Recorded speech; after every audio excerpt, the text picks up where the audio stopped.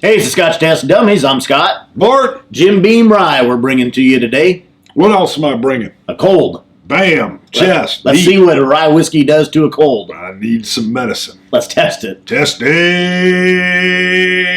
That's all I can muster. Let's test it.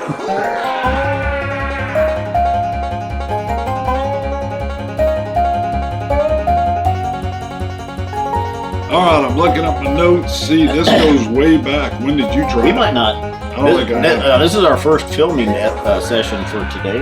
We might not be able to do too many. It's true. I'm weak. I'm thready. Barely got it. I was going to pour the whiskey, but we got to do a Scotch God shout out. Do it. I love that. You love me keeping it on track. Yeah, keep her going. I'm not going to ramble today. On our last time we got together and filmed some episodes, at the end we did a live stream review of Michter's unblended American whiskey. Right. Kind of just a quick impromptu review. We said let's try to keep it to 20 minutes. You tried your best to make it go longer. I finally shut it down at 21. Right. I kept yelling out everybody's name that was on there live. Well, you know what amazed me? We went live like at a crazy time. Just a Friday afternoon. It's like 1 o'clock Friday afternoon. Within, 4 minutes, we had something like 46 people on. Yeah. I was like, are you kidding me? You guys need to go to work. That smells good. I was kind of impressed with my own time sensing skills. Oh, yeah. Because we said, okay, let's keep it to 20 minutes. But I didn't notice what time we started. But as we were going, I'm like, hey, we got to keep this to 20 minutes. We got to keep this to 20. I'm like, I'm pretty sure we're at the 20-minute mark. You know what the technical name of that is? No. Time sensing skills. Time sensing skills. So anyway, we cut it down, and we were like at 21 minutes. Right. You did good. You're like it was like black magic. 196, by the way. 197. We're in succession. Expel 23. He comments on that Michter's unblended American whiskey review. Sweet. He says, I literally got home and pulled my bottle of Michter's American whiskey off the shelf, then sat down to watch YouTubes. I look at my notifications and see you guys reviewing one of my favorites. See? I love this stuff. I love the initial flavor punch at the beginning, and I especially love the long, sweet finish. Yep. Definitely thought of rye with the finish. I'm definitely going to buy another bottle when this runs out. $40 at his favorite store. That's a dang good price. Yeah. It's a good bottle. I like how he's reaching for the bottle, going to look at the YouTubes, and whoop, what are we doing? A live show there with it. Yep. It's like we felt the call of the internet. How many times does that happen? All the time. Oh, it does? I was going to say not very much. No, it's call of the internet. He could sense it. He's like, something's going on. It's like the Force. It's like the Force. Have you seen The Last Jedi yet? No. We need to talk about it. We need to talk of which it is. I do get a sweet kind of orange zest and rye, but above that on the first nip was almost like a real heavy candied caramel. Right. I get a hint of the dill on the rye as well. Not much. Now this is 90 proof, so 45%. That's a little bit higher. That's nice. Mm-hmm. This is pre-prohibition style rye from Jim Beam. That means it's special. And actually, we've had this one on the shelf. Sounds like marketing to me. Yeah. Pre-prohibition style. Woo.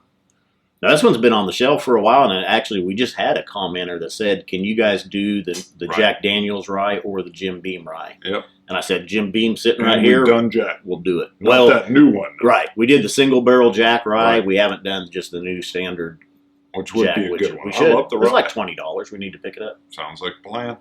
Pick it up. I poured too much of that. I think I was looking for the medicinal. You want some before I do? Got a nice rich color. Pouring out Have you sipped from it yet? Nope. You got your germs on there? Haven't touched it. You should be doing this with a hospital mask. Yeah, no. Look like I've already had it. Oh, that is true. Yeah, I want you to look like you're commuting in China. I'm 2 weeks in, and it's finally starting to wane down. So. Well, that was some of my fear. We were talking about should we even film because my voice is thready. And I said, you know what I'm worried about? It gets worse. And then I can't film at all. And my nose is still working. So I can nose it. But I can feel that maybe shut down too.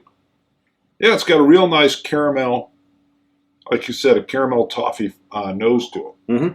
Yeah, just a sweet rye, orange zest, dill rye. And not to bring yet another comment. Did you see the one recently on the Dickel when we did it?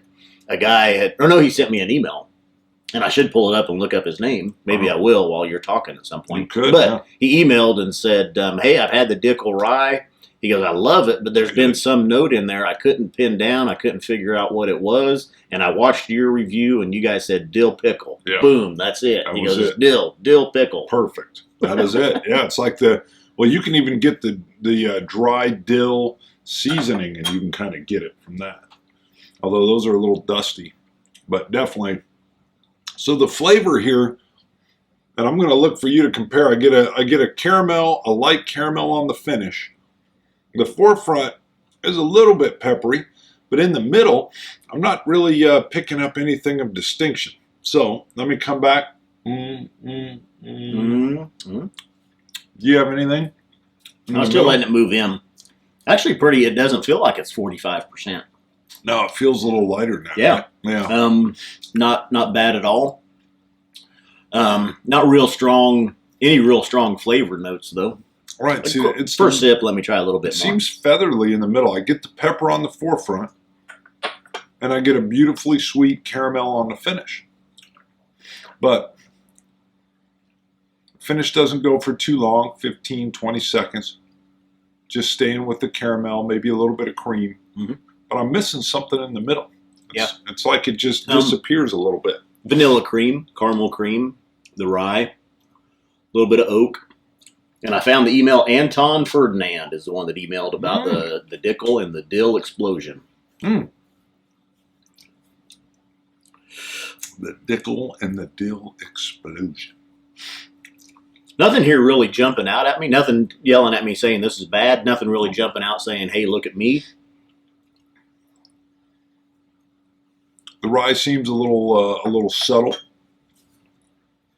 It's not, like you said, it's not a slappy around rye. I get a little bit of wood influence. You want me to slap you around? What'd you say? That was it. Yeah. Back of the hand. Hit me with that eye watch. I'm not even ready for this. I got stuff all over. Crazy. An impromptu. Yeah, I'd say I pick up a little bit of the oak notes in the middle, but they're subtle. I think that's all I got really is the pepper spark at the beginning, transitioning into some of that oaken wood, and then feathering out in the finish to a light, sweet caramel with a hint of cream, and finish is gone in about 15 to 20 seconds. Yeah. Calling it. Almost reminds me probably of just like Wild Turkey 81, even though this is a little bit higher ABV. I mean, it's not harsh. It's not bad. It's not good. It's not terrible. It's just right. I mean, it's, I guess, what you'd expect. I gave it an 85. For me, this one hits about 82. I really love my ryes, but I kind of want a lot more power and strength out of the rye. And when I first saw this and the ABV it was bringing in, you know, maybe it's my own expectations, but I was a little let down by the middle part of the palate. So, but I mean, like you said, nothing off-putting. I think I've just come to expect my ryes to push me around like a bully on the playground. And then you got to fight back. Like you'll fight with a rye. Like, I'm pouring some more of that rye. I'm coming back for more. So, and this one just comes in just maybe, I don't know, a little understated for its ABV. I pulled up my nose. I hadn't even looked at him just to see if I was getting anything different when I tasted it. Really, the only thing different, I did get a slight charcoal at one point, and a little bit of a maple. I could maybe see some of that in the cream finish. I was trying to see when I first got this. It was long time ago, and I was curious if I'd try it. I can't find my notes, so if I've got notes on it. I mean, I'm way back to the Alberta Rye, which we haven't done in 9/26 of 16. A year and a half ago. Notes. Yeah, way back. So, but I haven't found anything on this one in particular, so I must not have had notes on it in here. So, but I think we're good. Is it worth it? What's the price range? I mean, I know this is that's what's weird too. I was writing it on the 35. I think is what it was. No, not even that. No, I think it was 25. Yeah, no, 20. It's like 18 to $22 range, I believe. All right. Usually I was writing them on the bottle, and this one's even dusty, which makes me think it might have been pre my writing on the bottle. So, let's look online just to make sure. Well, I mean, what's your thoughts on that? Worth it? Not worth it? As far as ryes go, I wouldn't buy this again, even if it was 20. At that ABV, yeah, 20. Maybe it's good for a mixer, but I'm let down by that middle flavor, and I just expected more rye out of it. So, no. I wouldn't buy this one again. Not when you got Rittenhouse rye out there, bottle and bond. You got the Dickel rye, which is really nice and a lot of dill in there. You've got some very, very strong ryes that are way more expensive than this, but I'm looking for a burst, an extravaganza of flavor with my rye, and this is not giving me that. So I think it's worth $20.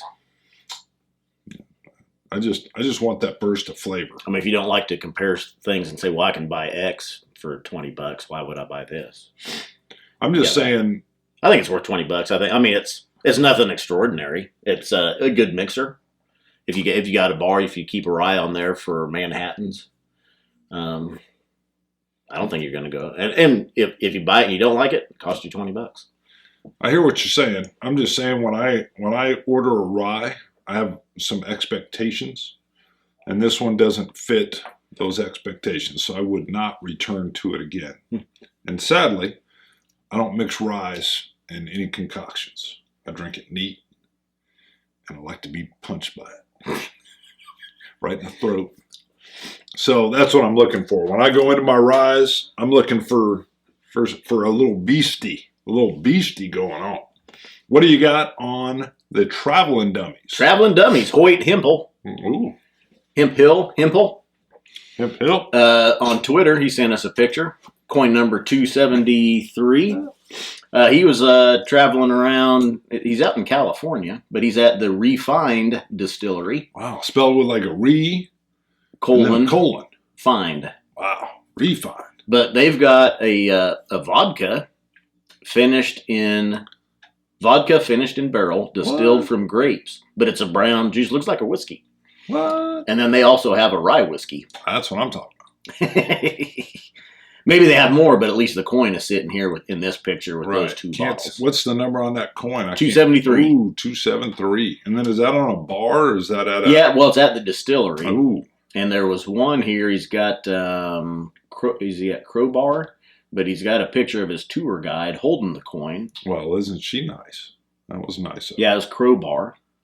Oh. But they've got a rye whiskey. It's kind of a blurry picture, but the gin, rye whiskey, and I can't tell what the other two are, but probably a bourbon, I would imagine. The bourbon has an American flag. Mm-hmm. I bet. Yep. Cool. Well, that was nice. That was his hold up. Yep, that was his tour guide. Yeah, nice of her to hold up the coin there. She's probably like, I don't know what I'm doing here. Yeah, I'll hold the coin, I guess.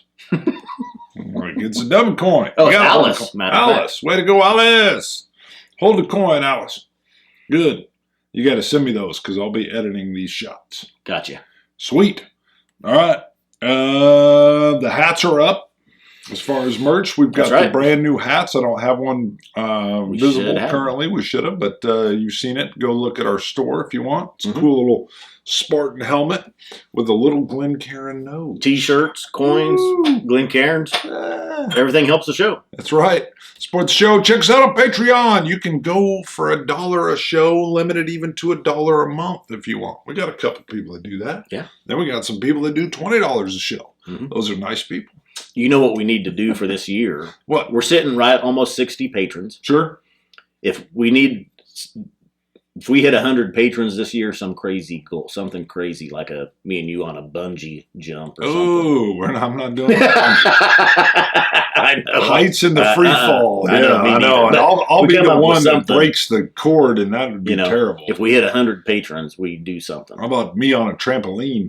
That's dangerous enough. You get 6'6" of legs and arms flying around. It's scary. Maybe you and I in a bounce house. How about that? That'd be funny. We just be like bouncing around, floating around. We can shoot it slow-mo. That's right. Scotch it. You Scotch God. So long, Chip. Dummies.